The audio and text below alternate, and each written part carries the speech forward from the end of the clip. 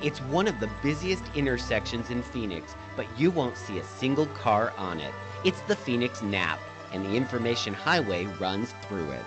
NAP stands for Network Access Point. That's where major carriers join together and exchange internet traffic. It is by far the first that brings all the major carriers together in the valley for the first time. Inside this ordinary looking office building is a next generation data center servicing national media outlets, healthcare organizations, Fortune 500 firms, and technology providers. Next generation refers to a data center that's using what would be considered non-traditional technologies to maximize energy efficiencies and deliver a higher quality product. This is Star Trek. Security includes military trained guards and the latest in technology. For security, there's an iris scanner and bidirectional anti-tailgate infrared reader to count people as they enter the facility. We also employ a vascular scan, which was one of the first to be used in the data center industry. The anti-tailgate bidirectional reader was by far the first in the US to be used. The city's Community and Economic Development Department helped Phoenix NAP get online in record time. Data centers play an important part in the city's business attraction strategy. Phoenix is a key location for data center development. Keeping data accessible and secure is paramount to the success of any business, large or small. It's considered a disaster-free zone, which is very important in data centers because computers are very sensitive and they can't be shaken or flooded. Phoenix NAP benefited from the Planning and Development Department's annual facilities program, which gives inspectors authority to make changes on site.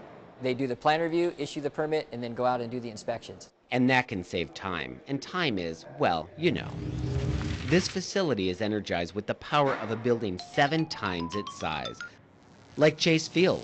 Incredible amount of power. Those data centers use a tremendous amount of power, and the way Phoenix NAP was designed with a lot of redundancy for their customers, they've got 2 sources of electrical power, and then they've got huge backup generators as well. And then you generate a lot of heat when you have all of those computers running, so they had to put in a massive chiller system in order to cool the facility. So the mechanical and electrical requirements for the building were quite a bit more intense than you would see on a typical building. There's a raised floor underneath so that they can run all of their cabling, and there are requirements for that. They also added a second floor inside the existing space to give them a little bit more space. There was a tremendous amount of retrofit. While the walls are solid concrete rebar reinforced, in the area that we're in, this was all manufacturing space. So everything here was a 2-story manufacturing facility. We added a second floor. We had to add perimeter security. If you look on the outside, there's a perimeter wall. All the security gates were put in and the checkpoints. Design was part of the plan, including metallic wall finishes, custom lighting, even a waterfall, which was locally made from scrap building materials. Almost everything here is local at this point.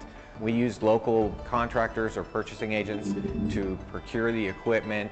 Lighting was made here. In fact, some of our electricians designed some of the lighting.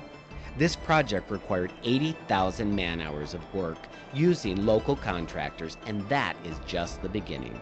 A facility like this draws more jobs to the valley. This is a showplace.